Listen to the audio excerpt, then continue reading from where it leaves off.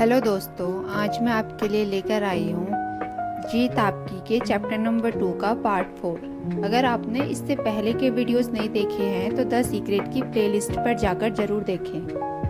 अगर हम चिंतकों के साथ जुड़ेंगे तो चिंतक बन जाएंगे। यदि हम देने वालों के साथ रहेंगे तो देने वाले बन जाएंगे, और अगर हम नकारात्मक सोच वाले लोगों के साथ रहेंगे तो वैसे ही बन जाएंगे।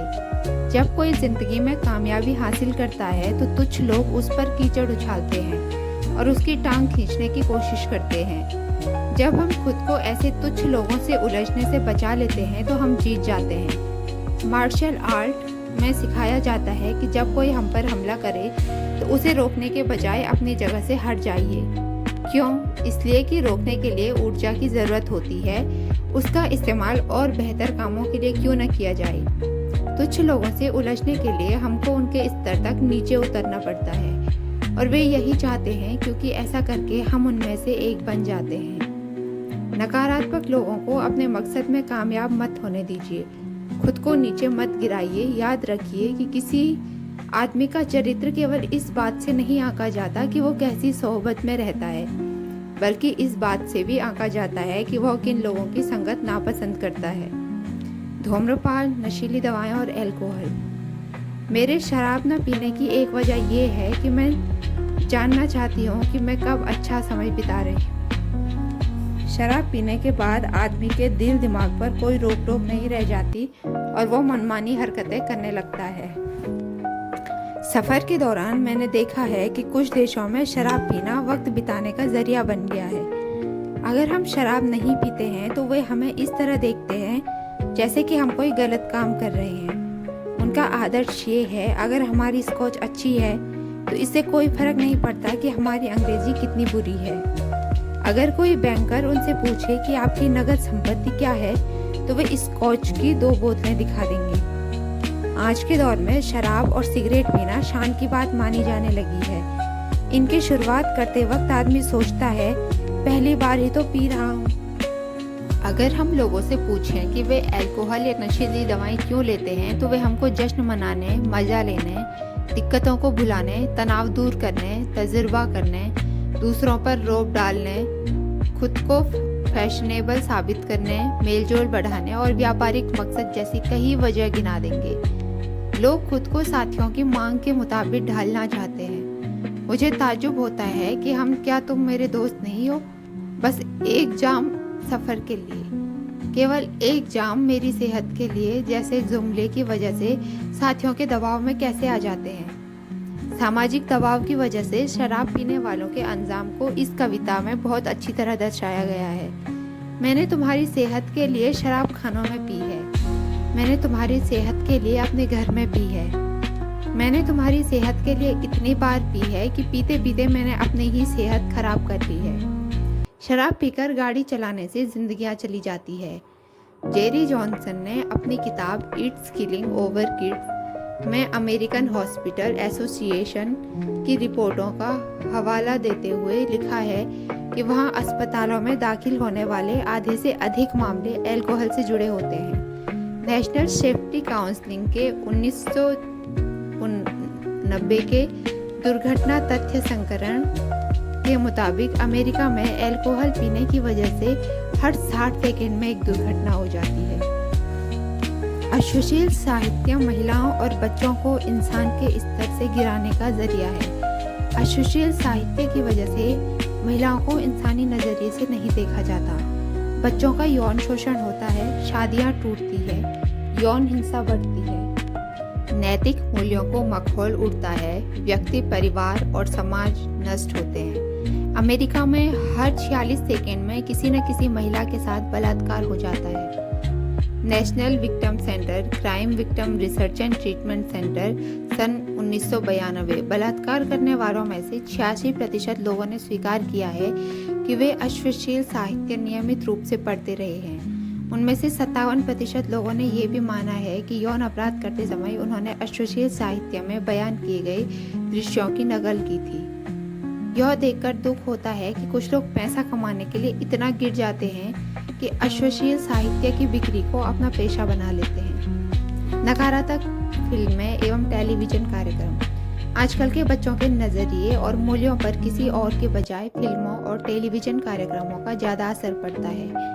एक अनुमान के अनुसार अमेरिका में बच्चे हाई स्कूल तक पहुंचते पहुंचते 20,000 घंटों के टेलीविज़न कार्यक्रम देख चुके हैं और उनकी आंखों के सामने से 5,000 हत्याओं के दृश्य और अल्कोहल से संबंधित 1 करोड़ विज्ञापन गुजर चुके होते हैं।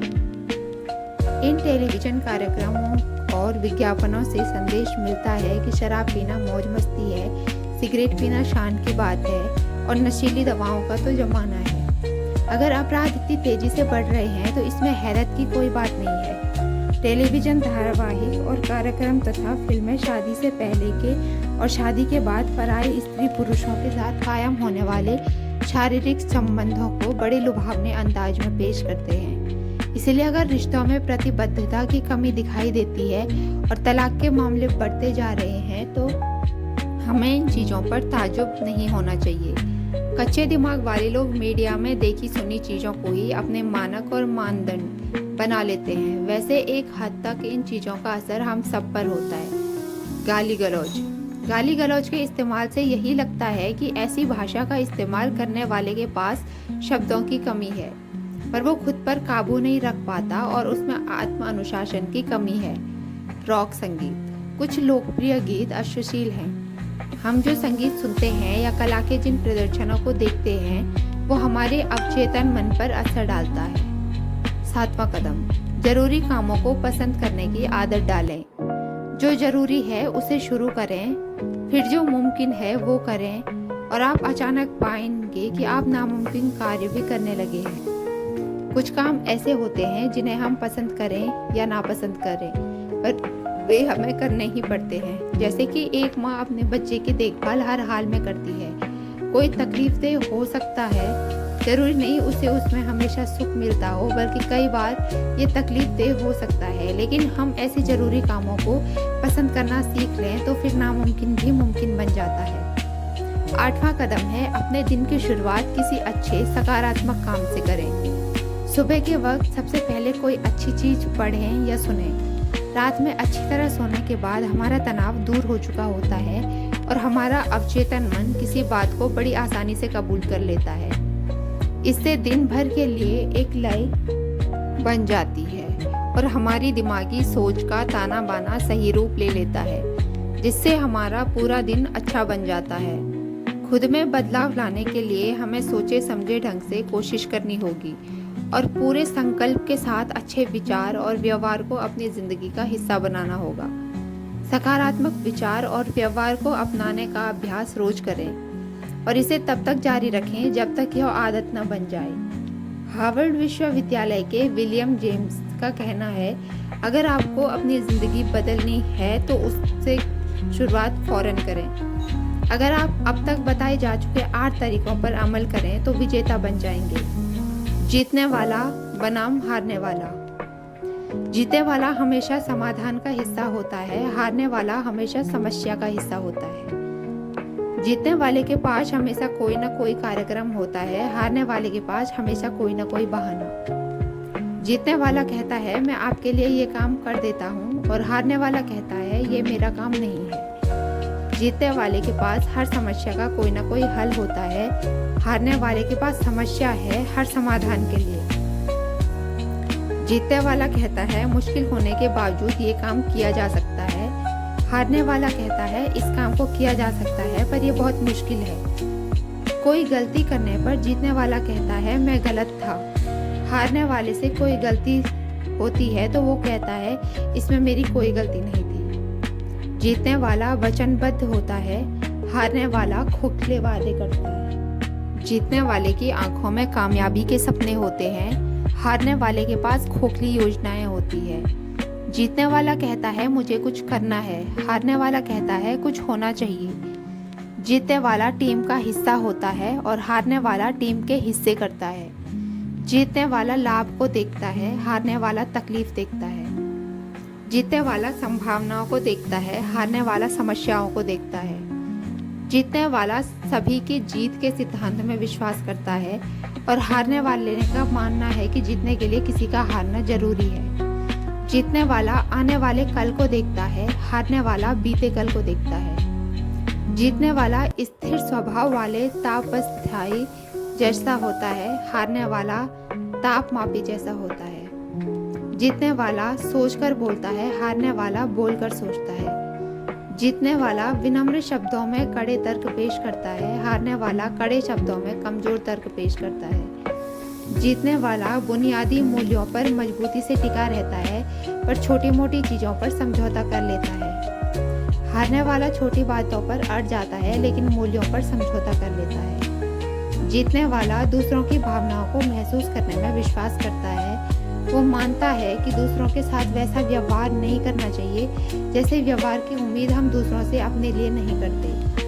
हारने वाला इसमें विश्वास करता है कि दूसरे तुम्हारे साथ कुछ करें उससे पहले ही तुम वो काम उनके साथ कर दो। जीतने वाला काम को अंजाम देते हैं और हारने वाले काम के होने का इंतजार करते हैं। जीतने वाला जीतने की योजना बनाते हैं और तैयारी करते हैं। तैयारी ही मूल मंत्र है। जरूरी कदम। असफल होने पर आप निराश हो सकते हैं, लेकिन अगर आपने कोशिश ही नहीं की तो आपका नाश हो जाएगा। मैं इस अध्याय के उन 8 कदमों को दोहरा के समाप्त करता हूँ जिनके बारे में चर्चा की जा चुकी है। अच्छी चीज़ों की तलाश करें, हर काम फौरन करने की आदत डालें, एहसानमंद होने का नज़रिया बनाएं, लगातार ज्ञान हासिल करने का कार्यक्रम तैयार करें, अच्छे स्वाभिमान का निर्माण करें, नकारात्मक असर से दूर रहें, जो काम जरूरी है उन्हें पसंद करने की आदत डालें, अच्छे ढंग से दिन की शुरुआत करें। दोस्तों, उम्मीद है आपको ये वीडियो अच्छा लगा होगा। जीत आपकी के आगे के वीडियोस देखने के लिए चैनल को सब्सक्राइब करें।